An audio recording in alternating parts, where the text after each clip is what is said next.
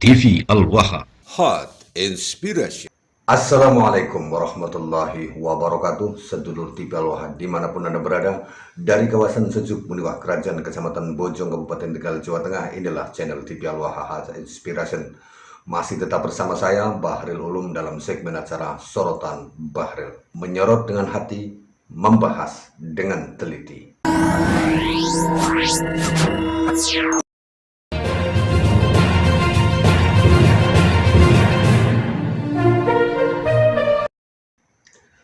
Sedulur TV Al-Waha, PBNU barusan mengeluarkan surat resmi dalam bentuk surat elektronik. Benar atau tidaknya, saya sendiri belum memahami 100%, tetapi dalam perjumpaan kita kali ini, saya sepakat dengan yang disampaikan atau dinarasikan oleh beliau Al-Ustadz Suparman dari Lampung.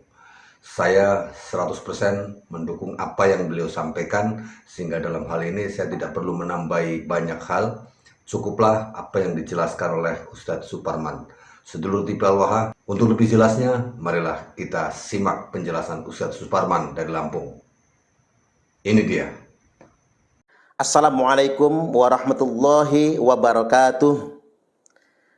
Pengurus Besar Nahdlatul Ulama PBNU telah mengeluarkan surat resmi berupa instruksi kepada semua jajaran pengurus NU dan warga Nahdliyin terkait dengan organisasi PWI Laskar Sabilillah dan kajian tentang nasab Bani Ba'alwi.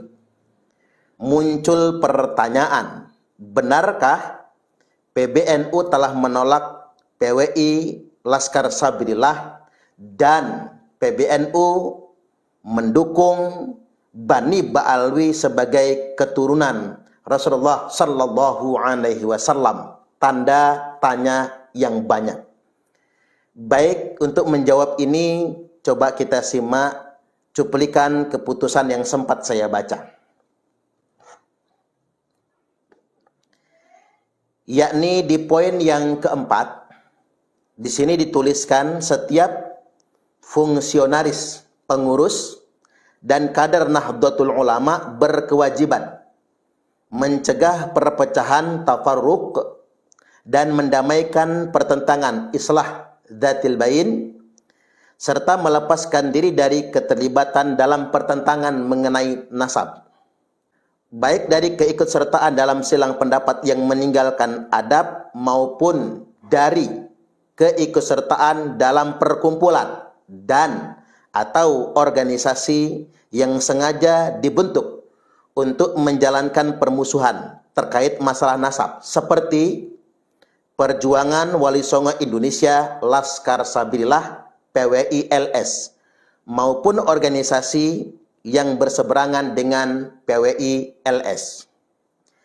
Jadi sini ada diksi yang benar-benar jelas agar pengurus NU dan kader NU tidak ikut serta dalam perkumpulan dan atau organisasi yang sengaja dibentuk untuk menjalankan permusuhan terkait masalah nasab. Kalau sampai di sini masih sangat normatif. Lantas kemudian secara spesifik PBNU menyebut seperti Perjuangan Wali Songo Indonesia Laskar Sabilillah. Berarti surat ini telah mengidentifikasikan bahwasanya perkumpulan atau organisasi PWI Laskar Sabilillah disebut oleh PBNU sebagai organisasi yang sengaja dibentuk untuk menjalankan permusuhan. Catat sampai di sini. Jadi terkait dengan ini saya ingin bersikap. Pertama, ada yang nanya sama saya, benarkah PBNU hari ini telah memberikan dukungan resmi kepada Bani Ba'alwi? Artinya surat ini dimungkinkan merupakan bentuk sikap resmi PBNU untuk mendukung Bani Ba'alwi sebagai keturunan Rasulullah Sallallahu Alaihi Wasallam. Karena pertanyaan sedemikian rupa saya tidak berani memastikan.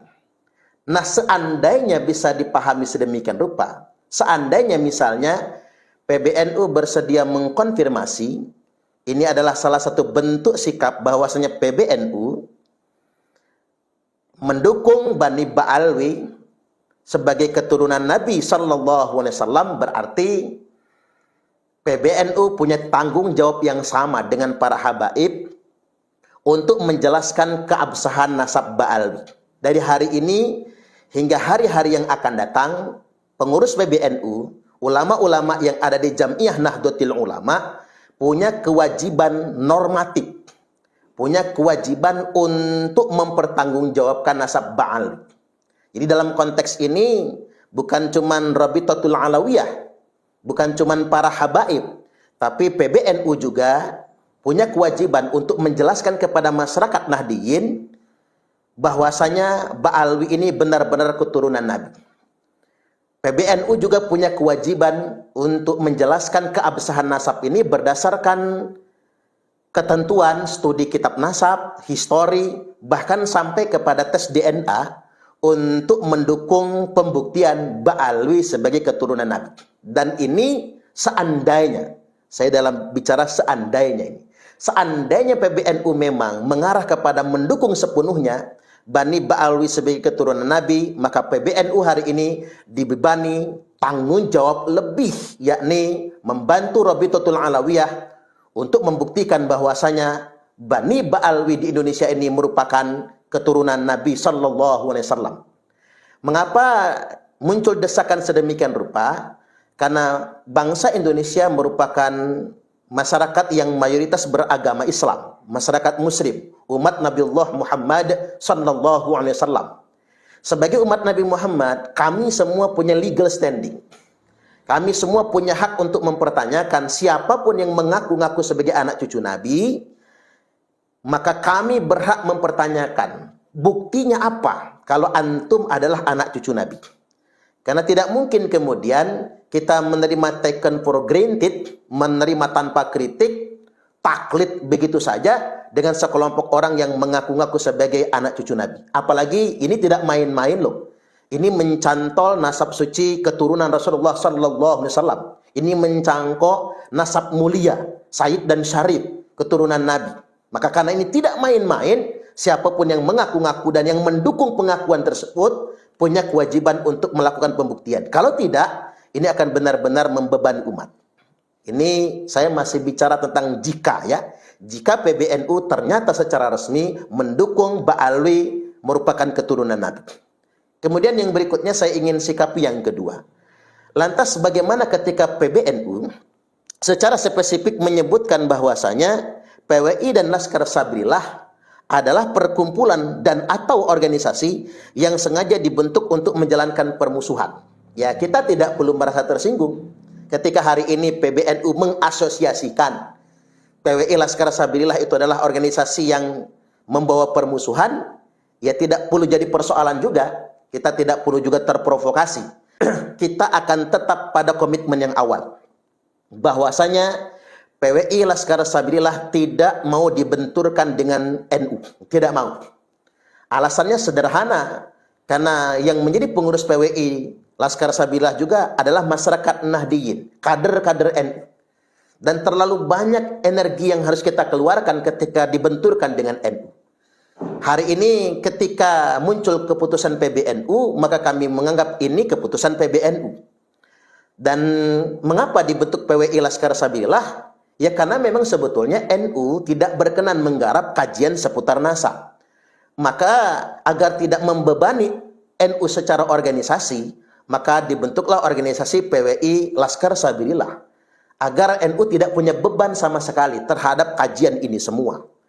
Dan organisasi ini didirikan bukan untuk membentur NU, tapi untuk mencerahkan umat, terutama bangsa Indonesia, khususnya warga Nahdiyin, terkait dengan upaya kita menjaga kemurnian dan kesucian nasab keturunan Rasulullah Sallallahu Alaihi Wasallam. Jadi bukan untuk membentur NU. Hari ini ketika kemudian kita menjadi bagian dari NU, tidak bisa koheren dengan PBNU, maka tidak jadi masalah karena Ketika kita secara organisasi tidak koheren dengan PBNU, karena memang PWILS itu bukan Banom NU, ya ngapain koheren kan? Karena bukan Banom NU juga, tidak jadi masalah. Karena entoh kita di PWI Laskar Sabilillah juga adalah warga Nahdliyin. Kita tetap bisa inheren dengan nilai-nilai perjuangan Romo Hadratus Syekh Kiai Haji Hasyim Asy'ari. Hari ini yang kita pikir itu bukan tentang koherensi dalam berorganisasi. Yang harus kita pikir adalah semua kader NU, semua kiai NU, semua santri NU, semua warga Nahdliyin itu harus berpikir bagaimana bisa inheren dengan nilai-nilai perjuangan Hadratus Syekh Kiai Haji Hasyim Asy'ari. Karena begini, yang disebut dengan pengkhianat di dalam NU itu adalah orang-orang yang hanya memanfaatkan NU secara organisasi untuk tunggangan politik, untuk mendapatkan jabatan ini, jabatan itu, untuk mendapatkan proyek, untuk mendapatkan tambang, untuk mendapatkan keuntungan profit duniawi.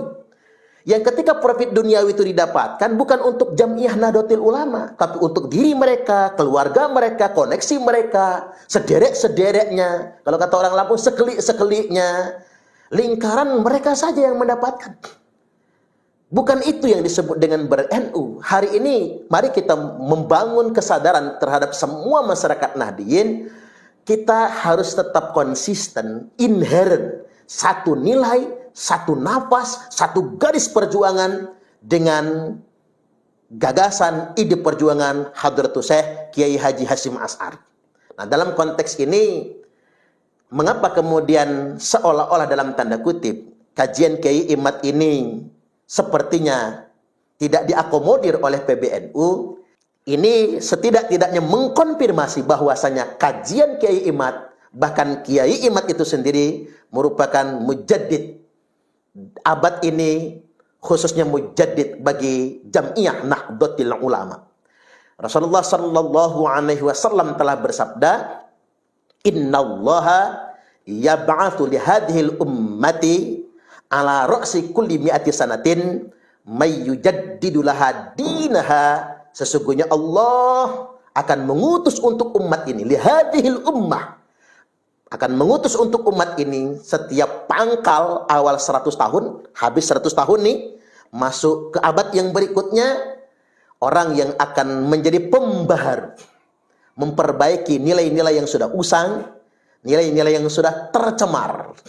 Dan NU sudah berusia 1 abad, kita sudah memasuki abad yang kedua, mujaddid ini sudah ditakdirkan oleh Allah Subhanahu wa taala. Dan ciri nyata dari mujaddid tersebut, kemapanan pasti menolaknya. Yang namanya mujaddid, dia datang tidak kemudian sekonyong-konyong koder langsung diterima oleh semua orang, tidak.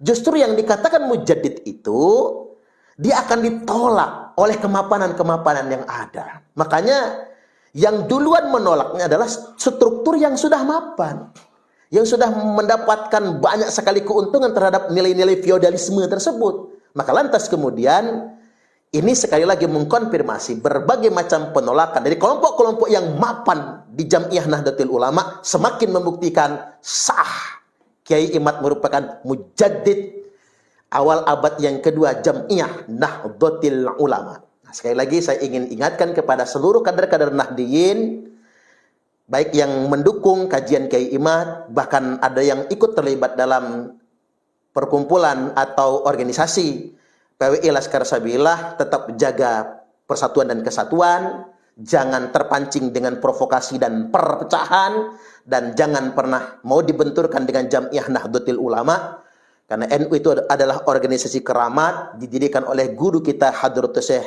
Romo Kiai Haji Hasyim Asy'ari. Maka jangan pernah mau dibenturkan dengan NU, luruskan niat kita, satukan langkah kita untuk sama-sama menyelamatkan masyarakat Nahdliyin dan menjaga kemuliaan nasab suci keturunan Rasulullah sallallahu alaihi wasallam. Sekali lagi saya ingin ingatkan dengan pernyataan beberapa waktu yang lalu, selamanya PWILS jangan pernah dibenturkan dengan NU. Yang ada, PWILS akan benar-benar ikhlas membantu penguatan Jam'iyah Nahdlatul Ulama. Assalamualaikum warahmatullahi wabarakatuh. Jangan pernah membenturkan antara NU dan PWI. Atau lebih sederhana lagi, jangan pernah mau dibentur-benturkan antara Jam'iyah NU dengan organisasi PWI. PWI di sini adalah Organisasi Perjuangan Wali Songo Indonesia. Mengapa ini mesti saya garis bawahi? Dikarenakan PWI sebagai organisasi baru bukan kompetitor, bukan pesaing Jam'iyah Nahdlatul Ulama. Justru sebetulnya Organisasi Perjuangan Wali Songo Indonesia didirikan oleh kader-kader NU. Baik kader NU yang di struktural maupun kader NU yang di kultural. Artinya memang kendati pun PWI Laskar Sabilillah bukan Banom NU, tapi organisasi ini didirikan oleh kader-kader NU. Makanya kader-kader NU di PWI dan di Laskar Sabilillah jangan pernah mau dibenturkan dengan NU. Kalaupun ada kritik, kalaupun ada masukan kepada orang-orang yang mengelola NU, maka berikan masukan dan kritik yang terbaik. Karena pada dasarnya yang mengelola Jam'iyah Nahdlatul Ulama juga manusia biasa. Persis seperti yang mengelola, memanage PWI Laskar Sabilillah. Kita dihadapkan dengan sebuah kenyataan, ternyata yang mengelola PWI dan Laskar Sabilillah pun juga manusia biasa yang punya kelebihan dan kekurangan masing-masing. Artinya memang tidak menutup otokritik. Kritik ke dalam dari kader-kader demi perbaikan organisasi. Kemudian yang berikutnya, saya membuat perumpamaan. PWI, Perjuangan Wali Songo Indonesia, dan Laskar Sabilillah ini yang dibentuk oleh kader-kader NU diumpamakan seperti sekoci. Sedangkan Jam'iyah Nahdlatul Ulama, NU adalah sebuah bahtera besar, sebuah kapal besar yang di saat-saat tertentu dihadapkan dengan ancaman, badai dan gelombang, atau bentuk ancaman yang lainnya. Maka dibutuhkan sekoci-sekoci kecil yang berusaha untuk menyeimbangkan dan untuk menyelamatkan sebagai emergensi dan antisipasi kalau ada bahaya besar. Jadi apalah arti PWI sebagai sebuah sekoci, bagi sebuah kapal besar yang bernama Jam'iyah Nahdlatul Ulama. Maka tidak boleh dibenturkan, atau bahkan dalam bahasa sederhananya tidak boleh kemudian berkonflik. Mengapa saya katakan tidak boleh dibenturkan? Selain karena PWI Laskar Sabilillah didirikan oleh kader-kader NU, juga memang visi dan misinya memang sejalan dengan visi misi Jam'iyah Nahdlatul Ulama, yakni dalam rangka merawat Islam yang rahmatan lil alamin, kemudian melestarikan paham ahlu sunnah wal jamaah, dan setia kepada negara kesatuan Republik Indonesia, menjaga warisan Nusantara, warisan Wali Songo, menjaga sejarah dan menjaga marwah Nusantara dari pihak-pihak yang hendak menguasai negeri ini dan mengklaim negeri ini sebagai milik mereka. Ini tentunya sejalan dengan misi Jam'iyah Nahdlatul Ulama. Kemudian saya ingin mengerucut peran PWI Laskar Sabilillah sebagai sebuah sekoci, di mana peran ini penting sekali demi terjaganya bahtera besar, yakni NU itu sendiri. Dan kita bisa simak di sini bagaimana peran penting PWI Laskar Sabilillah dan kajian Kiai Haji Imaduddin Usman Al-Bantani dalam rangka menjaga marwah Nahdlatul Ulama dan menjaga kehormatan para kiai-kiai NU dan menjaga kehormatan segenap masyarakat yang bernaung di bawah Nahdlatul Ulama yang kita sebut dengan kaum Nahdiyin. Anda bisa simak ulasan berikut ini. Dan dalam konteks ini termasuk PWI Laskar Sabilillah, dia warga Nahdiyin, kader-kader NU semua mendirikan PWI Laskar Sabilillah, bukan NU sebagai banom, tapi dia merupakan organisasi yang menguatkan Jamiah Nahdlatul Ulama. Setidak-tidaknya Pak Yai, saya punya 5 alasan. Nah, ini harus kita populerkan se-Indonesia itu. Yang pertama, sejak munculnya kajian Kiai Imaduddin Utsman Al-Bantani dan sejak adanya PWI Laskar Sabilillah, orang-orang yang tadinya mengklaim sejarah NU sudah tidak berani bunyi lagi. Coba bayangkan, mereka berani mengatakan pendiri NU itu ada 4, nambah 1, yakni Habib Hasim bin Yahya. Suaking manutnya kiai-kiai kita sama Habib, nggak berani ngebantah, sampai kemudian ditulis buku yang sengaja untuk membelokkan sejarah Jamiah Nahdlatul Ulama. Para kiai kita mau ada kesungkanan untuk membantahnya, karena mengapa? Oh, dia cucu Nabi soalnya, Pak. Ada juga Habib yang nyanyi di panggung apa? Habib Rizik, Habib Rizik gurune NU, Habib Rizik, Habib Rizik gurune NU. Pret. Ini Rizik, ini ketua FPI, kerjaannya menghina Gus Dur, ngomongin Gus Dur buta.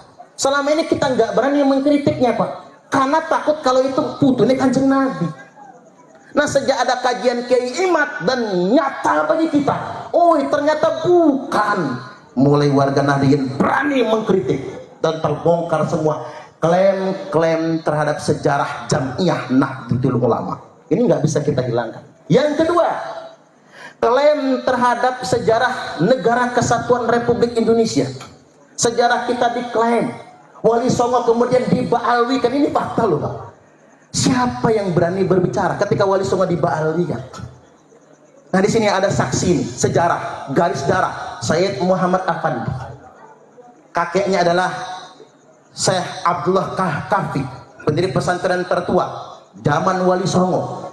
Itu saksi sejarah. Dan tes DNA-nya J1. Sidogiri juga begitu, tes DNA-nya J1. Jelas itu Bapak Ibu. Sedangkan yang hari ini mengklaim Wali Songo, DNA-nya beda. Wali Songo DNA-nya J1, sedangkan mereka DNA-nya G, jauh ke bedok. Yang satu ke sono, yang satu ke sono. Udah beda itu. Sejarah NKRI diklaim, Imam Bonjol dihabibkan, sampai bendera merah putih diklaim, lagu-lagu kebangsaan kemudian diklaim. Dan ngapunten nih, ngapunten, pemerintah saja nggak berani ngomong. Saya tunggu-tunggu, adakah yang berani ngomong? Hei pemerintah yang digaji oleh rakyat, hei pemerintah yang menikmati kehidupan, digaji oleh rakyat, dibayar oleh rakyat, mana cangkemmu? Ada orang yang mengklaim pahlawan kita, mana cangkemmu? Halo? Nih, selain Pak Agus, kalau Pak Agus mendukung kita soalnya. Saya mohon maaf, orang-orang yang digaji oleh rakyat, punya gaji besar, punya jabatan Bapak Ibu, yang punya kewajiban menjaga Negara Kesatuan Republik Indonesia, saat ada segerombolan orang mengklaim negara kita, mengklaim sejarahnya, mana suara orang-orang yang digaji oleh rakyat? Sejak adanya PWI Laskar Sabilillah, mereka nggak berani lagi mengklaim. Berarti kita menguatkan Bapak Ibu. PWI Laskar Sabilillah ini bukan provokator, menguatkan kehidupan berbangsa dan bernegara kita. Sampai mereka mengatakan Indonesia ini bintu tarik. Sampai kuping kita saja selip dengar itu, Pak. Pikir kita pintu, kan? Ternyata nggak pakai huruf P, itu bahasa Arab bintu. Bintu niku bu artinya anak wedok. Jadi Indonesia ini diklaim anak wedok tarim. Bahkan ada yang mengatakan bintu Hadramaut, anak wedok Hadramaut. Bahkan dalam bahasa Arab Amiyah, dalam bahasa Arab Pancaran, bintu itu artinya perempuan yang bisa ditiduri dengan dibayar bisyar. Halo, yang tahu istilah bisyar mana ya? Banyak tahu ya. Perempuan yang bisa tidur gara-gara dengan cara dibayar. Ini kan penghinaan kepada bangsa Indonesia. 2. Yang ketiga, mereka yang berani merendahkan kiai-kiai NU sekarang nggak berani lagi. Oh, zaman biyen kita tahu betul yang namanya kiai, Bapak Ibu, nggak boleh selevel sama Habib. Apa kata mereka? Satu Habib bodoh lebih mulia daripada 70 kiai yang berilmu. Kaki Habib ahli maksiat lebih mulia daripada si kiai yang mengamalkan ilmunya. Makanya kiai-kiai se-Indonesia nggak boleh duduk sama kedudukannya sama Habib-Habib itu. Bahkan mereka merendahkan. Mana ada Pak yang mereka mau cium tangan kiai? Nggak ada. Walaupun Habibnya Habib Bocil, nggak ada. Saya pernah satu panggung sama Habib Bocil. Yang ceramah saya duduk paling pinggir. Si Bocil duduk paling tengah. Saya sebut Bocil, Pak, belum nikah masih bujang. Semua orang cium tangannya, saya kagak. Ustadz Parman mah iri. Bukan iri Bapak Ibu, itu orang ilok yang sedemikian rupa. Dia baru anak kemarin sore, sedangkan terpampang yang ceramah saya. Kecuali kalau saya cuma tamu. Ini fakta dan kenyataan Bapak Ibu. Nggak mau mereka membukukan badan sama kiai-kiai NU, nggak mau. Tapi sejak ada kajian, sejak ada PWI Laskar Sabilillah, mulai mereka cari perhatian ke kiai-kiai NU. Sudah mulai mau cium tangan. Ini kan luar biasa efeknya. Kemudian yang berikutnya terkait dengan pendawiran. Coba kita survei se-Indonesia Pak, 226.000 pesantren NU di Indonesia ini. Saya survei di Lampung Tengah itu Pak, semua pesantren NU korban pendawiran. Orang bisa datang berhari-hari, bermobil-mobil, minta duit sama kiai-kiai NU, nggak pulang kalau nggak dikasih. Begitu pulang setelah dikasih duit, semua isi kamar mandi habis, odol, sabun muka, punya dalemi Pak Yainya itu habis semua. Kata Bu Nyai, bah, itu putune Kanjeng Nabi beneran tabah. Lo ngapa mah Mi? Kata si Abah, enggak.